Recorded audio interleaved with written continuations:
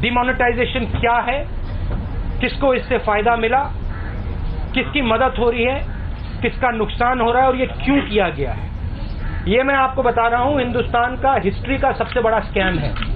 GST बिल्कुल fail है, मगर ये सिर्फ फेल नहीं है, ये एक आक्रमण है गरीबों पर, स्मॉल एंड मीडियम बिजनेसेस पर। This is a breach of the Official Secrets Act. The Prime Minister, who is the only other person who knows about this deal, has informed Anil Ambani. The Prime Minister is acting as Mr. Anil Ambani's middleman. देखिए, जो मैंने Covid app के बारे में बोला वही PM fund के बारे में बोल रहा हूं। उसकी ऑडिटिंग होनी चाहिए, क्लियर होना चाहिए किसने पैसा दिया, कितना पैसा दिया और किसको दिया। आप क्लियर कर दीजिए, ऑडिट कर दीजिए, कोई प्रॉब्लम नहीं। The result is that the lockdown in India is not going to do the job that it was supposed to do, and I am confident that you will now see an increase in the disease profile. Instead of seeing a collapse of the disease, you will now begin to see, as the lockdown opens, an increase in the disease profile. The single biggest strategic goal of India's foreign policy has been to keep Pakistan and China separate. This is fundamental for India. And what you have done is you have brought them together. Mark my words, take it from me, these laws, the government will be forced to take them back. BJP की सरकार ने असंगठित अर्थव्यवस्था पर आक्रमण किया है और आपको गुलाम बनाने की कोशिश की जा रही है। जिस दिन इनफॉर्मल सेक्टर खत्म हो गया, नष्ट हो गया, उस दिन हिंदुस्तान रोजगार पैदा नहीं कर पाएगा।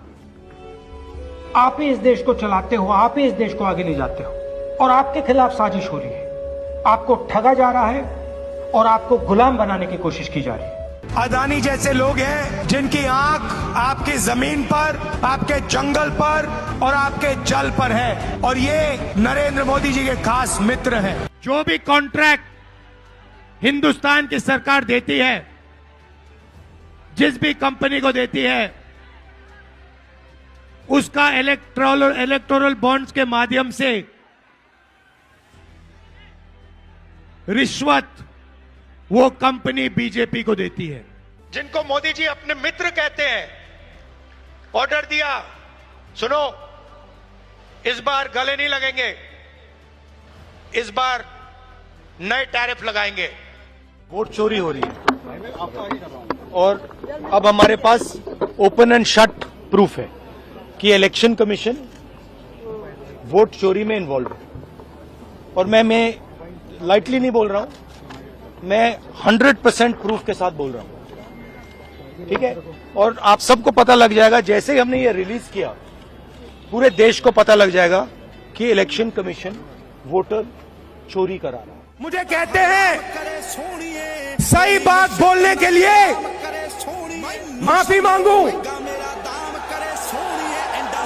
भाइयों और बहनों, मेरा नाम राहुल सावरकर नहीं है, मेरा नाम राहुल गांधी है। मैं सच्चाई के लिए कभी माफी नहीं मांगूंगा, मर जाऊंगा मगर माफी नहीं मांगूंगा।